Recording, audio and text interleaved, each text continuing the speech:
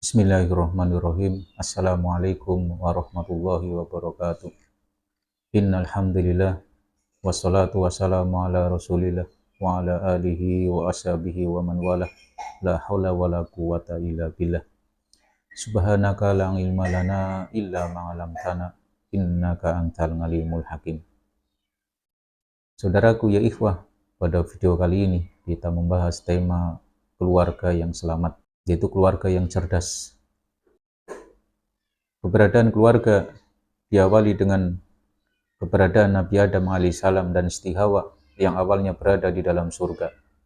Kemudian Allah menurunkan ke bumi untuk menjadi khalifah. Allah berfirman, "Wa idh qala rabbuka lil malaikati inni ja'ilun fil ardi khalifah."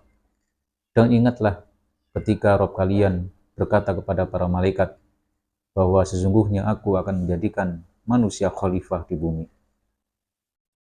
Nabi Adam dan Siti Hawa dan keturunannya menjadi khalifah untuk melestarikan dan memakmurkan dunia ini, menjaga iman dan akidah keturunan-keturunannya bahwa Allah adalah satu-satunya Tuhan yang berhak disembah dan ibadahi. Allah yang menciptakan manusia, Allah yang menciptakan langit dan bumi, dan juga Allah yang menurunkan air hujan dari langit yang dengannya kemudian tumbuh berbagai macam tanaman-tanaman dan buah-buahan. Sebagaimana Allah berfirman, "Ya ayyuhan nasu budu rabbakumul ladzi khalaqakum walladzina min qablikum la'allakum tattaqun. Alladzi ja'ala lakumul arda firasyan was samaa'a binaa'a wa anzala minas samaa'i ma'an fa akhraja bihi minas thamarati rizqan lakum." Wahai manusia, sembahlah Allah yang telah menciptakan kalian dan orang-orang sebelum kalian, agar kalian menjadi orang-orang yang bertakwa. Kemudian Allah menjadikan langit dan bumi, kemudian menurunkan air hujan dari langit, yang dengannya kemudian Allah menumbuhkan berbagai macam tanaman-tanaman dan buah-buahan untuk menjadi rezeki bagi kalian. Keyakinan dan kesadaran akan keberadaan Allah Subhanahu wa Ta'ala sebagai pencipta manusia, pencipta alam semesta ini, harus ditanamkan kepada anggota keluarga kita, agar supaya keluarga kita menjadi keluarga yang barokah di dunia dan akhirat. Inilah keluarga yang cerdas, keluarga yang tidak hanya memikirkan sukses hidup di dunia, namun juga keluarga yang memikirkan sukses hidup di akhirat, yaitu keluarga yang menjadikan Allah satu-satunya zat yang disembah, dan kemudian menjadikan baginda Nabi kita Muhammad SAW menjadi suri toladan bagi keluarga-keluarga kita. Allah berfirman, "Laqad kana lakum fi Rasulillahi iswatun hasanah." Sungguh pada diri Rasulullah suri toladan yang baik bagi kalian. Baginda Nabi kita Muhammad SAW dan keluarga adalah contoh sempurna bagi umat manusia sepanjang masa. Bahkan Rasulullah mengatakan, sebaik-baik kalian adalah yang terbaik untuk keluarga kalian. Khairukum wa khairukum li ahli wa ana khairukum li ahli. Sebaik-baik kalian yang terbaik buat keluarga kalian, dan aku, kata Nabi, adalah yang terbaik bagi kalian untuk keluargaku.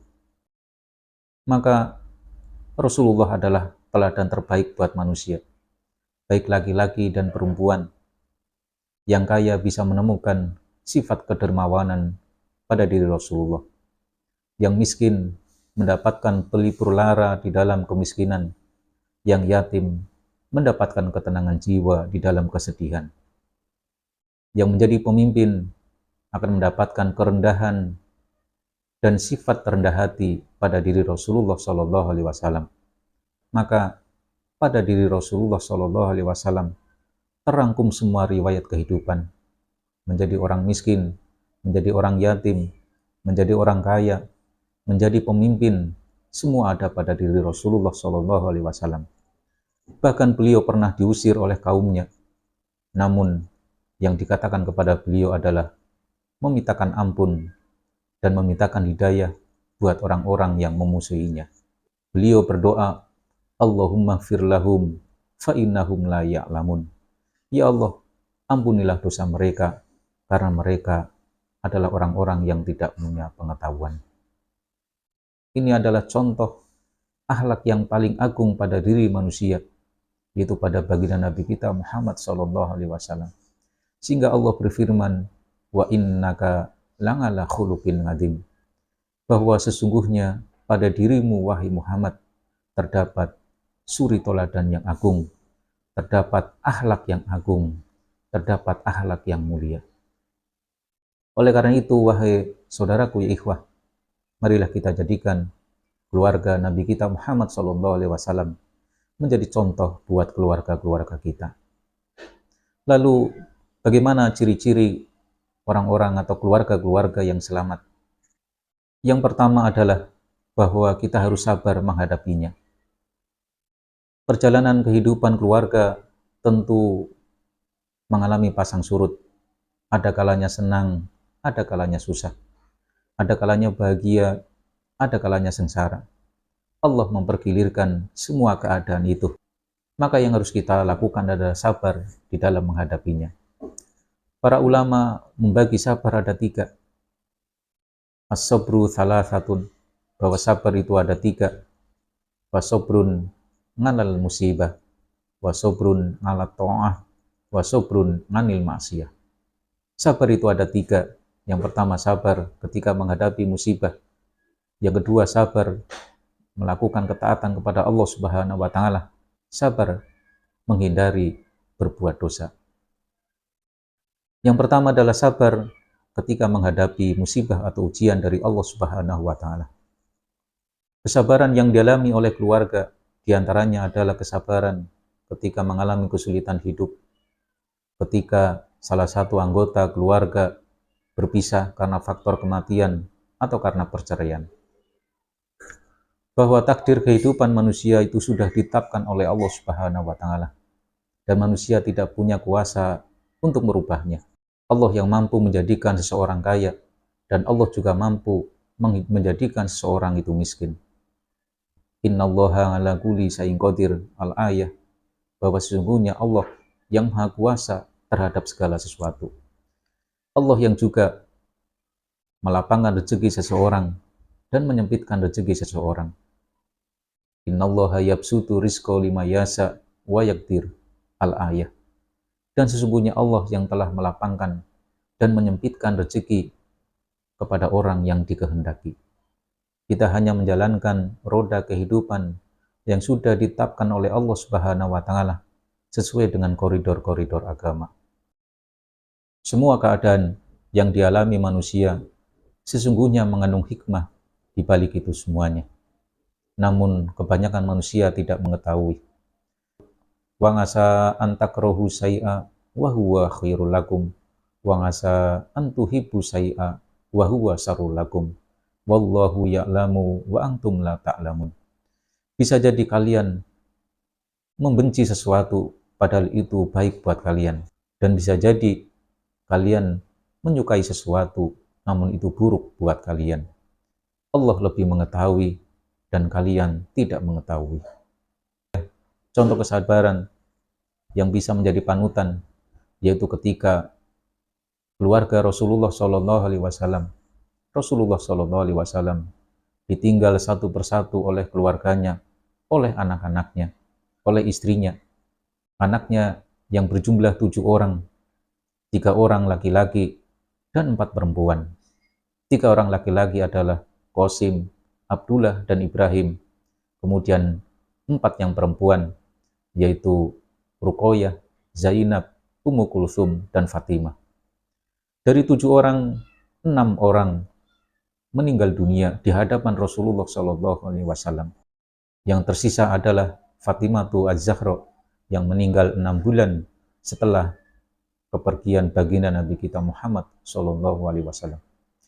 Mereka meninggal di hadapan Rasulullah SAW satu persatu.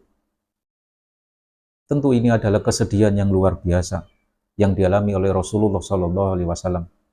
Istrinya meninggal, Khadijatu Al-Kubra, kemudian anak-anaknya. Yang laki-laki, 3 anak laki-laki meninggal dalam usia yang masih kecil. Kemudian 3 perempuannya juga meninggal pada usia yang sudah dewasa.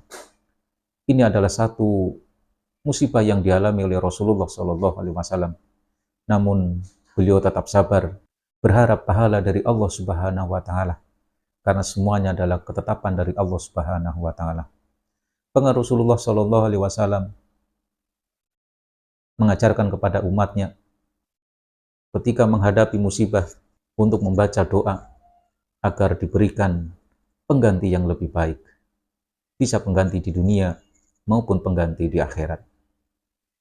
Rasulullah SAW mengatakan, jika kalian mendapatkan musibah, maka ucapkanlah, Inna lillahi wa inna ilaihi raji'un. Allahumma ajurni fi musibati wa akhlifli khairu minha. Kemudian yang kedua adalah wasabru ala ta'ah. Saudaraku ya ikhwah,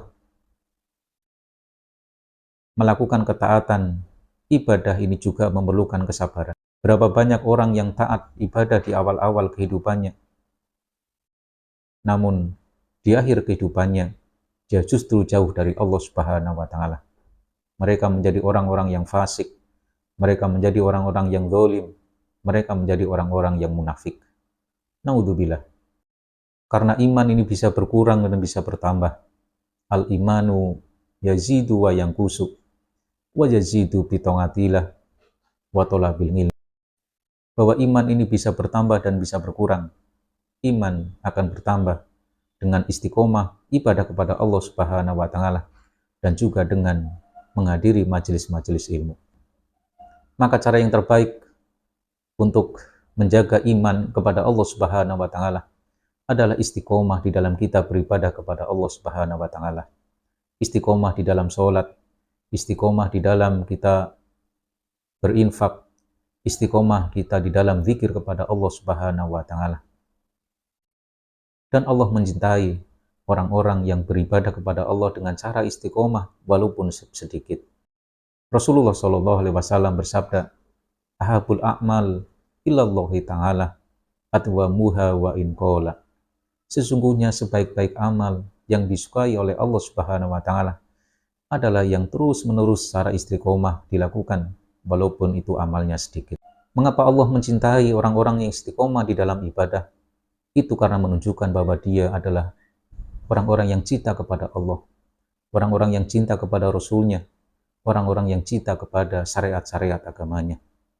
Dan mereka adalah penolong-penolong agama Allah Subhanahu wa taala. Ya ayyuhalladzina amanu in tansurullaha wa yansurkum wa yusabbit aqdamakum. Wahai orang-orang yang beriman, jika kalian menolong agama Allah, maka Allah juga akan menolong kalian dan Allah akan meneguhkan kedudukan kalian di bumi. Kemudian yang ketiga adalah wasabrun nganil maksiyah, yaitu sabar dari perbuatan dosa. Bahwa dalam diri manusia ada nafsu, yang mana nafsu itu kecenderungannya adalah melakukan hal-hal yang dibenci oleh Allah Subhanahu wa taala. Nafsu selalu menggiring manusia untuk melakukan dosa. Nafsu selalu menggiring manusia untuk berbuat kemaksiatan kepada Allah Subhanahu wa taala. Allah berfirman, Inna nafsa la'ammaradum bisu. Sesungguhnya nafsu itu mendorong seseorang untuk melakukan dosa. Di zaman yang mana pintu keburukan dan pintu dosa terbuka lebar, maka penting bagi kita melakukan pengawasan dan kontrol kepada anggota-anggota keluarga kita. Diperlukan keteladanan di dalam melakukan peribadatan kepada Allah Subhanahu wa taala. Juga diperlukan nasihat kebaikan-kebaikan yang dilakukan oleh kepala keluarga. Sesungguhnya kepala keluarga mempunyai tanggung jawab yang besar. Kepala keluarga mempunyai tanggung jawab menjaga anggota keluarga supaya tidak terjerumus ke dalam perbuatan-perbuatan dosa. Misalkan anak laki-laki suka mabuk, anak perempuan tidak memakai kerudung, kemudian istri tidak patuh kepada suami, istri tidak melakukan sembahyang, kemudian juga suami tidak melakukan sholat. Dan dosa jika dilakukan, maka itu akan mengotori hati dan mengotori jiwa. Jika dilakukan secara terus-menerus, maka hati ini menjadi mati, maka jiwa ini akan menjadi mati. Allah berfirman, khatamallahu ala qulubihim wa ala sam'ihim wa ala absorihim hisawah walahum ngadzabun ngadim. Sungguh Allah telah mengunci hati mereka, mengunci pendengaran mereka, sehingga kemudian mereka tidak mengenal mana yang baik, mana yang buruk. Mereka mengabaikan agama yang menjadi sumber keselamatan dunia dan akhirat, sehingga kemudian Allah memberikan adab yang besar bagi mereka. Na'udzubillah. Oleh karena itu, saudaraku ya ikhwah, sebagai keluarga punya tanggung jawab moral yang besar agar menjadikan keluarga-keluarga selamat di dunia dan akhirat, yaitu keluarga-keluarga yang terus menjaga iman dan takwa kepada Allah Subhanahu wa taala. Jangan sampai kepala keluarga membiarkan dosa-dosa yang dilakukan oleh anggota keluarganya. Bahkan di dalam hadis Rasulullah Shallallahu Alaihi Wasallam mengabarkan bahwa Allah mengharamkan surga bagi kepala keluarga yang membiarkan keburukan yang dilakukan oleh anggota keluarganya. Rasulullah Shallallahu Alaihi Wasallam bersabda, salah satu qad haramallahu alaihimul jannah. Ada 3 golongan yang Allah mengharamkan surga baginya. Yang pertama adalah mutminul khamri walangaku waddayuth. Yang pertama adalah pencandu khamr. Yang kedua adalah orang yang durhaka kepada orang tuanya. Dan yang ketiga adalah ad-dayuth. Apa itu ad-dayuth? Alladzi yukiru fi ahlihil khobath. Ad-dayuth adalah orang-orang yang membiarkan pada anggota keluarganya maksiat, keburukan-keburukan. Oleh karena itu, saudaraku ya ikhwah, marilah kita jaga anggota-anggota keluarga kita untuk menjadi keluarga-keluarga yang barokah dunia dan akhirat. Keluarga yang menjaga ibadah kepada Allah Subhanahu wa taala. Keluarga yang menjaga akhlak kepada Allah Subhanahu wa taala. Keluarga yang menjadikan kesabaran sebagai cara untuk mendapatkan keridhaan dari Allah Subhanahu wa taala. Sabar di dalam menghadapi musibah, sabar terus melakukan ketaatan kepada Allah Subhanahu wa taala, dan sabar juga untuk membentengi dari perbuatan-perbuatan dosa dan maksiat kepada Allah Subhanahu wa taala. Semoga dengan kesabaran ini kita mendapatkan pertolongan dari Allah Subhanahu wa taala dan hidayah dari Allah Subhanahu wa taala. Karena sesungguhnya Allah bersama orang-orang yang bersabar. Innallaha ma'as sabirin. Semoga bermanfaat. Wallahu a'lam bishawab. Wassalamualaikum warahmatullahi wabarakatuh.